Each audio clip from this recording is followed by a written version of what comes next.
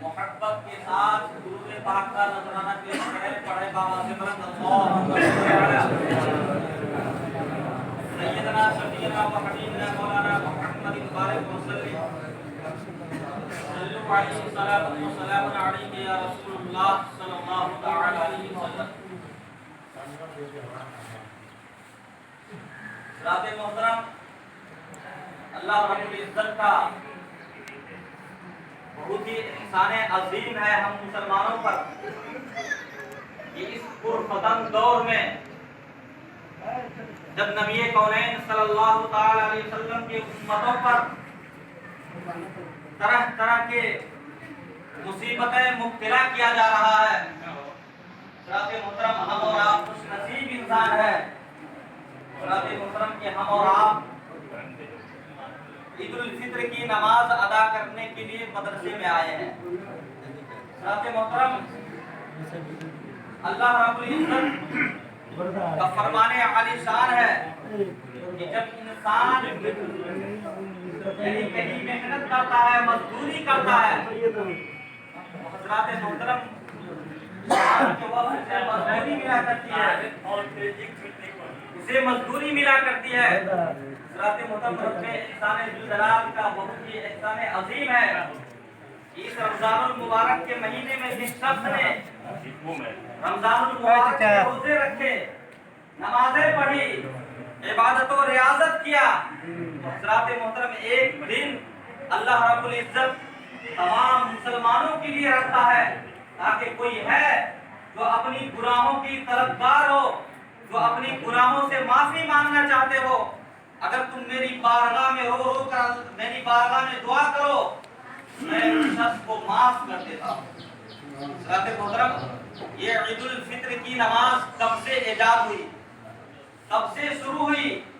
کتابوں میں آتا ہے کہ نبی کونین صلی اللہ تعالی علیہ وسلم جب مکہ المکرمہ سے ہجرت کر کے مدینہ المنورہ تشریف لے گئے، حضرات محترم 2 ہجری اردو مہینے میں 2 ہجری اور 624 عیسوی کو نبی کونین صلی اللہ تعالی علیہ وسلم نے اعلان فرما دیا کہ مدینہ المنورہ میں لوگ 2 دن خون و غارت کیا کرتے تھے، لوگوں کے اوپر ظلم کیا کرتے تھے. نبی کونین صلی اللہ تعالی علیہ وسلم نے ہم تمام مسلمانوں کے لیے یہ تحفہ دیا ہے کہ تم سب جو یعنی خون و غارت کرتے ہو، ایک دوسرے کے اوپر ظلم کرتے ہو، میں آخری نبی بن کر آیا ہوں، رحمت للعالمین بن کر آیا ہوں، کسی کے اوپر ظلم کرنے کے لیے میں برداشت نہیں کروں گا. خوشی مناؤ. اسے ہم اور آپ آج عید الفطر کی نماز ادا کرنے کے لیے آئے ہیں اور ایک عید الاضحیٰ کی نماز ہوتی ہے. حضرات محترم، اور کتابوں میں آتا ہے کہ جنگ بدر جو جنگ ہوئی تھی، نبی کونین صلی اللہ تعالی علیہ وسلم نے اس جنگ کو فتح کیا، جیتا. حضرات محترم، اس خوشی میں بھی عید الفطر کی نماز نبی کونین صلی اللہ تعالی علیہ وسلم نے ادا کرنے کے لیے حکم دیا ہے. حضرات محترم، آج تو عید کا دن ہے. حضرات محترم، ایک مرتبہ کا واقعہ ہے کہ حضرت سیدنا عمر فاروق اعظم رضی اللہ تعالی عنہ، یہ کون ہے حضرت عمر فاروق اعظم؟ حضرات محترم، انسان تو انسان، حضرات محترم جنات شیطان بھی ان سے کانپا کرتے تھے، تھر تھرانے لگتے تھے. لیکن آپ کو معلوم ہے کہ حضرت سیدنا عمر فاروق اعظم رضی اللہ تعالی عنہ سارے قطار رو رہے تھے. لوگ عیدوں کے خلوص مبارکباد دینے کی غرض سے آپ کے کشنائے خلافت پر حاضر ہوئے تو لوگوں نے آپ کو روتا دیکھ کر عرض کیا، اے امیر المومنین، آج تو عید کا دن ہے، آج تو خوشیاں منانے کا دن ہے، آج تو مسرت و شادمانی کا دن ہے، آج کے دن یہ رونا کیسا ہے؟ تو حضرات محترم، حضرت سیدنا عمر فاروق اعظم رضی اللہ تعالیٰ عنہ فرماتے ہیں، اے لوگوں، ھذا یوم العید و ھذا یوم الوعید. اے لوگوں، جس میں نماز روزے اللہ رب العزت کی بارگاہ میں قبول ہو گیا، بلا صبح اس کے لیے عید ہے. جس کے روزے نماز اللہ تبارک و تعالیٰ کی بارگاہ سے مردود کر کے اس کے منہ پہ مار دیا گیا ہو، اس کے کے لیے وعید کا دن ہے، غم منانے کا دن ہے، افسوس کرنے کا دن ہے، ماتم منانے کا دن ہے۔ میں اسی خوف سے رو رہا ہوں نہ جانے ہماری نماز، ہماری روزہ اللہ رب العزت کی بارگاہ میں قبول ہوا یا رد کر دیا گیا۔ اللہ اکبر۔ یا امیر المؤمنین عید کے دن رو رہے ہیں۔ حضرات محترم، ہم مسلمانوں کو کتنا رونا چاہیے۔ حضرات محترم، ہم اور آپ گنہگار انسان ہے، لیکن اللہ رب العزت کا فرمان عالی شان ہے کہ عید الفطر کے دن جو شخص یعنی میری بارگاہ میں اگر گناہ کیا ہے، اگر سمندر کے جھاگ کے برابر بھی اس نے گناہ کیا ہے، اگر میری بارگاہ میں گریبانساری کرتا ہے، روتا ہے اور میری بارگاہ میں رو کر دعا کرتا ہے، میں اپنے بندوں کو معاف فرما دیتا ہوں۔ اللہ تبارک و تعالی اپنے بندوں سے بہت ہی زیادہ الفت و محبت کرتا ہے۔ حضرات محترم، ہم اور آپ گناہ پہ گناہ کرتے ہیں، لیکن اللہ تبارک و تعالی ہمارے اوپر عذاب مسلط نہیں فرماتا۔ حضرات محترم، پہلے کے نبی تھے، حضرات محترم اگر ان کے امتی، جس نبی کے امتی اگر ان کی فرما برداری نہیں کیا کرتے تھے، حضرات محترم وہ اپنے امتی کے لیے بد دعا کر دیتے تھے اور اللہ تبارک و تعالی ان لوگوں کو غرق کر دیتا تھا، تباہ و برباد کر دیتا تھا۔ حضرات محترم، اس سے کہیں زیادہ ہے جس طریقے سے حضرت لوط علیہ السلام کی امتی نے گناہ کیا، جس طریقے سے حضرت عیسیٰ علیہ السلام کی امتی نے گناہ کیا، جس طریقے سے حضرت موسیٰ علیہ السلام کی امتی نے گناہ کیا، اس سے کہیں زیادہ اگر کوئی گناہ کرتا ہے تو ہمارے اور نبی کونین صلی اللہ علیہ وسلم کی امت کر رہے ہیں، لیکن ہمارے اوپر عذاب کیوں نہیں آ رہا ہے؟ اس لیے نہیں آ رہا ہے کہ ہمارے اور آپ کے آقا جناب محمد الرسول اللہ صلی اللہ علیہ وسلم یہ خاتم النبیین ہے، یہ رحمت للعالمین ہے، یہ رحمت للعالمین کا صدقہ ہے، تو ہمارے اور آپ کے اوپر عذاب نہیں ہوگا۔ حضرات محترم، تو آج عید الفطر کی نماز، حضرات محترم اللہ تبارک و تعالی اپنے بندوں کو خاص رحمتیں عطا فرماتا ہے، اور کیا فرماتا ہے؟ فرماتا ہے کہ عید الفطر کی نماز سے پہلے جن لوگوں نے صدقہ فطر ادا نہیں کیا، حضرات محترم سب سے پہلے صدقہ فطر کو ادا کرے، اس کے بعد میری بارگاہ میں آئے اور مجھ سے جو دعا مانگے، اگر کوئی دولت مانگے تو میں اس شخص کو دولت عطا کر دوں گا، اگر کوئی اپنی بخشش کا پروانہ مانگے میں اسے بخش دوں گا۔ حضرات محترم، صدقہ فطر یعنی ادا کرنا ضروری ہے۔ اگر آپ صدقہ فطر ادا نہیں کرتے اور نماز پڑھیں گے تو حضرات محترم آپ کی نماز اللہ رب العزت کی بارگاہ میں قبول نہیں ہوگی۔ حضرات محترم، اور زکوٰۃ جو مالک نصاب ہے، حضرات محترم جو زکوٰۃ جیسے 100 روپے میں 2.5 روپے نکالنا یہ ضروری ہے۔ اگر یہ 2.5 روپے نکالتے ہیں تو حضرات محترم یہ آپ کا مال صاف و شفاف ہو جاتا ہے، پاک ہو جاتا ہے۔ اس پیسے کو آپ اپنے جسم کے اوپر خرچ کریں، بچوں کے اوپر خرچ کریں، حضرات محترم بیماریوں سے آپ محفوظ رہیں۔ حضرات محترم لوگ طرح طرح کے بیماریوں میں مبتلا ہوتے ہیں، حضرات محترم تو ہمارا اور آپ کا یعنی زکوٰۃ جب صحیح سے نہیں نکالیں گے تو حضرات محترم اس پیسے کو چاہے جتنا بھی کھا لیں، حضرات محترم وہ پیسہ حرام مانا جاتا ہے۔ آپ کے پاس کروڑوں روپیہ ہو لیکن 1 روپیہ زکوٰۃ کا پیسہ ہو، اگر آپ مالک کے نصاب ہے، آپ نے اس میں صرف کر دیا، اس میں ملا دیا، آپ نے خرچ کر دیا، حضرات محترم آپ کے جسم میں جو خون بنے گا، حضرات محترم وہ خون پاک نہیں ہوگا بلکہ ناپاک۔ حضرات محترم زکوٰۃ نکالنا ضروری ہے۔ آپ نے سنا ہوگا کہ حضرت ثعلبہ ایک صحابی رسول ہے، بہت غربت کے عالم میں تھے، غریبی کے عالم میں تھے۔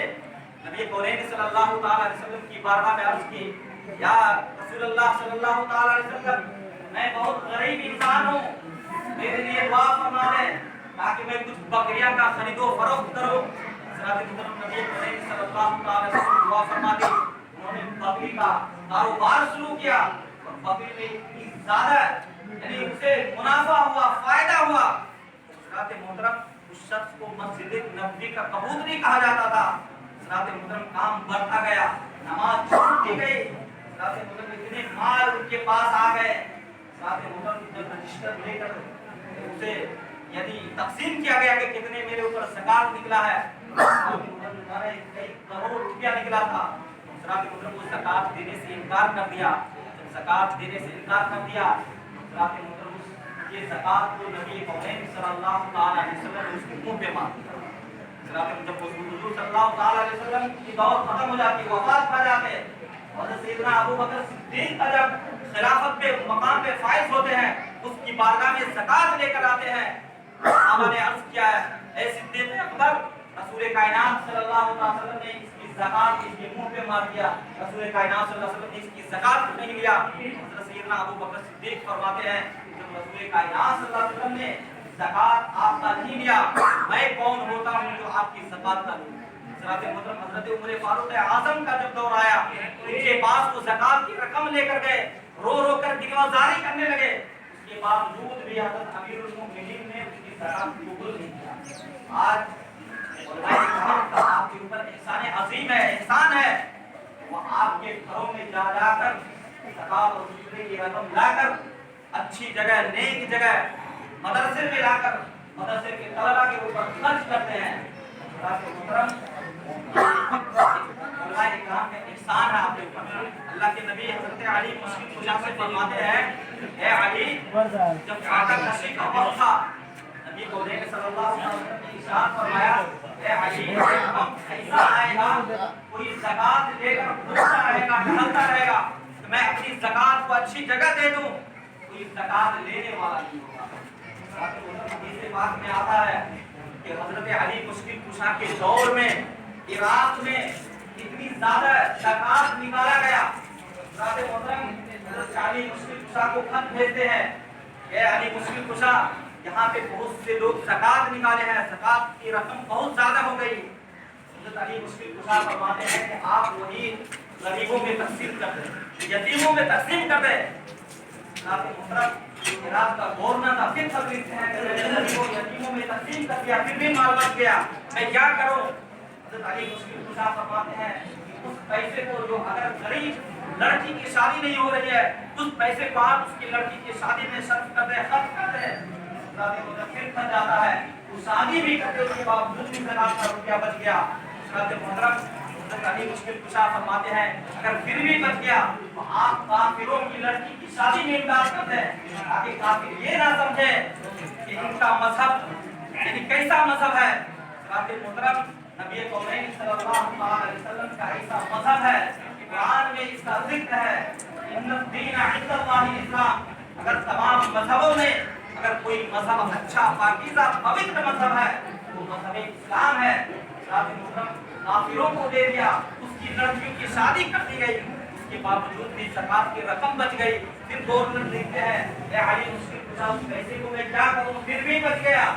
हज़रत अली मुश्किल कुशा फरमाते हैं कि आप काफिरों को दे दें और उनसे ये कहें कि आप इस पैसे के मालो तिजारत करें, और आपकी मर्जी होगी तो आप मुझे पैसा दे दें, और वरना नहीं देंगे तो कोई आपके ऊपर जोर जबरदस्ती नहीं।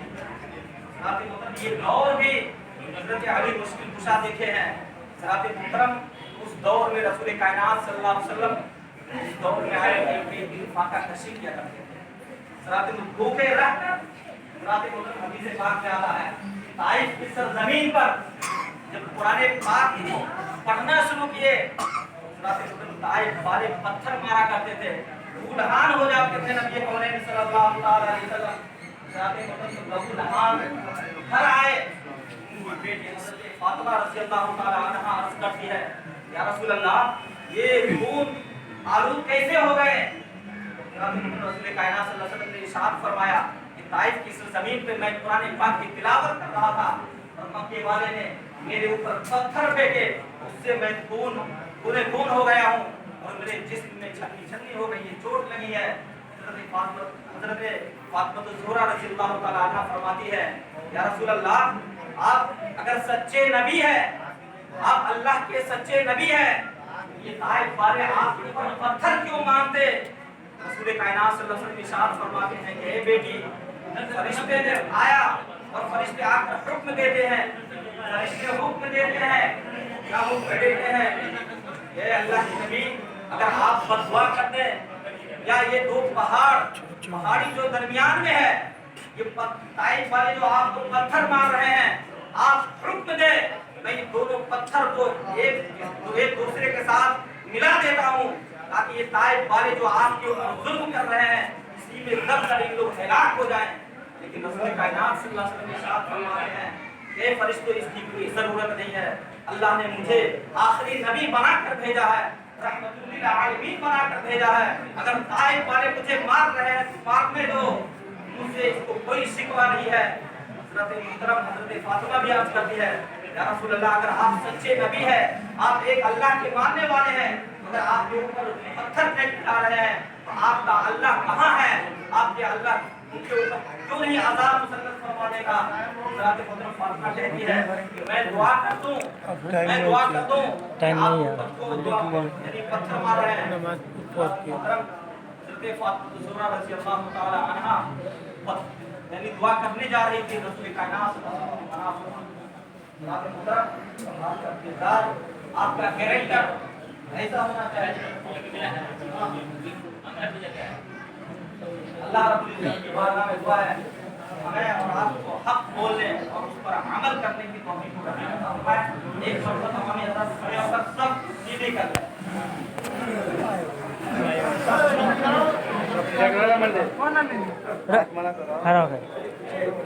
کھڑا ہو کر ٹھیک نہیں ہوگا،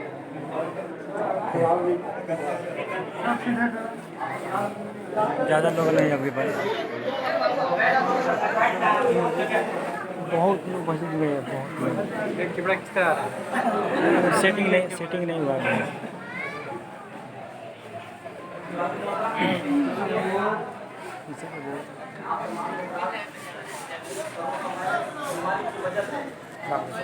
آج ہمیں بولا تھا حالت میں آپ صحابہ اور معاشرہ سے پرہیز کریں۔ جناب محترم، اب میں نیت بتانے جا رہا ہوں، آپ لوگ ملاحظہ فرمائیں۔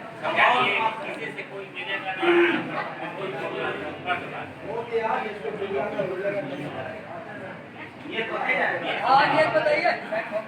جناب محترم، عید الفطر کی نماز واجب ہے، آپ نیت کس طرح کریں گے؟ نیت کرتا ہوں میں 2 رکعت نماز عید الفطر کی واجب 6 زائد تکبیروں کے ساتھ واسطے اللہ تعالیٰ کے پیچھے اس امام کے منہ میرا کعبہ شریف کی طرف اللہ اکبر۔ پہلے امام پہلی تکبیر بولیں گے اور ہاتھ کو باندھ لیں گے، آپ حضرات کے ہاتھ کو باندھ لیں۔ اس کے بعد سلام پڑھی جائے گی، سلام مکمل کرنے کے بعد پھر امام تکبیر کہیں گے اللہ اکبر، اپنے انگوٹھے کو کان کے لو تک لے جائیں اور ہاتھ کو گرا دیں۔ پھر دوسری مرتبہ تکبیر ہوگی، اللہ اکبر کہہ کر کان کے لو تک لے جائیں اور پھر ہاتھ کو گرا دیں۔ پھر تیسری تکبیر ہوگی، ہاتھوں کو اپنے کان کے لو تک لے جائیں اور پھر گرا دیں، پھر باندھ لیں۔ تکبیر میں باندھنے کے بعد سورہ فاتحہ پڑھی جائے گی، سورتیں پڑھی جائے گی، پھر رکوع اور سجدہ کیا جائے گا، پھر کھڑا ہوا جائے گا، پھر امام سورہ فاتحہ پڑھیں گے، پھر اس کے ساتھ کیا سے بولیں گے اس طرح بولنا ہے، تھوڑے بولنے کا پہلے 3 مرتبہ جو تکبیر زائد ہے اسے اللہ اکبر کہتے کانوں کے لو تک لے جائے اور ہاتھ کو چھوڑ دیں، پھر 3 مرتبہ اسی طرح کہہ جائے اور چوتھی تکبیر میں بغیر ہاتھ اٹھائے ہوئے رکوع میں چلے جائیں۔ حضرت محترم، نیت اس طرح کریں، نیت کی میں نے 2 رکعت نماز عید الفطر کی واجب 6 زائد تکبیروں کے ساتھ واسطے اللہ تعالیٰ کے پیچھے اس امام کے منہ میرا کعبہ شریف کی طرف اللہ اکبر۔ بتا دیجیے چلیے ہو گیا، چلیے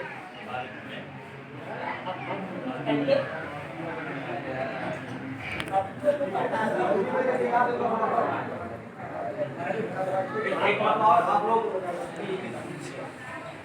نیت کرتا ہوں میں 2 رکعت نماز عید الفطر کی واجب 6 زائد تکبیروں کے ساتھ واسطے اللہ تعالیٰ کے پیچھے اس امام کے منہ میرا کعبہ شریف کی طرف اللہ اکبر۔ اس کے بعد نماز مکمل ہوگی، پھر نماز کے بعد خطبہ پڑھی جائے گی، خطبہ کے بعد آپ تمام حاجات کے لیے آپ دعا فرمائیں گے، بیماری کے لیے دفع کے لیے آپ لوگ دعا مانگیں گے۔